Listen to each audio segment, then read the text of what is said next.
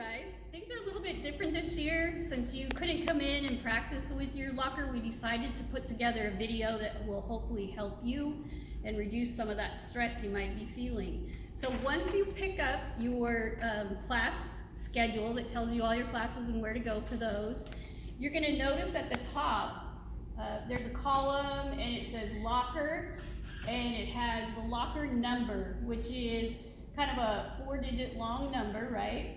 And then it does a slash, a backslash, and it gives you the 3 numbers you need for the combination. So we're gonna walk you through how you would, after you get your schedule and you take a look at the locker number and you see your combination, how you would find it in the halls. Yeah, because it's gonna be a little bit confusing.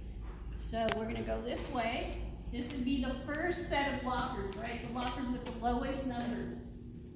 And you're gonna notice that it has room numbers and it says lockers and it starts at 1,000 and then we go over to 1133. And this, so if your number is larger than 1,133, you're gonna come over here and take a look at this hall. You have the room numbers again, and then underneath there you have 1424. That would be the first locker number that would show up in this hall.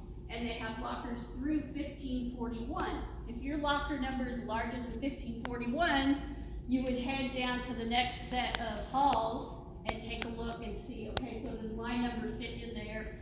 And once you find the hall that has your locker number, you'd head to that locker. So that's what we're gonna do. Got our schedule. We've got the locker number we're looking for.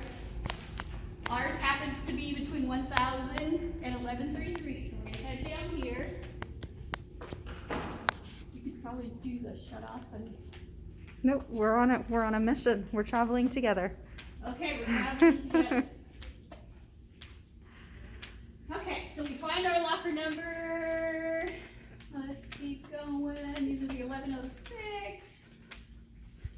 And we say, here's our locker number. Okay. So we would stop there, make sure we have the right locker number because you don't want to be trying to open somebody else's for 5 minutes. We'd find the combination.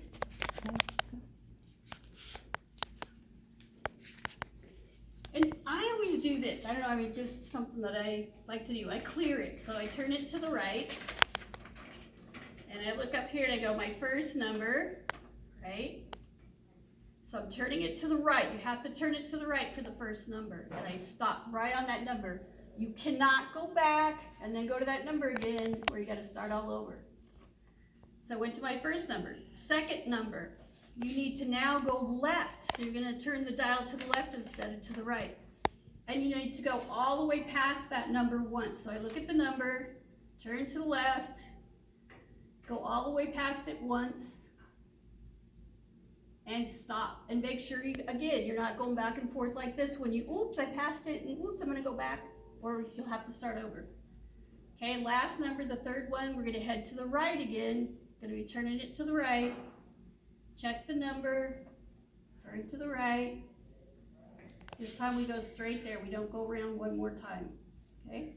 Stop on the last number, push up on the little gray latch, and pull it open. Okay. And you might have to pull hard to get it open. Yeah, sometimes they stick. And then what should you do when you're done? And then spin your locker number again. And don't get frustrated. You know, breathe. Everybody, it's a challenge for everybody the first time. Just practice it when you can. Thanks.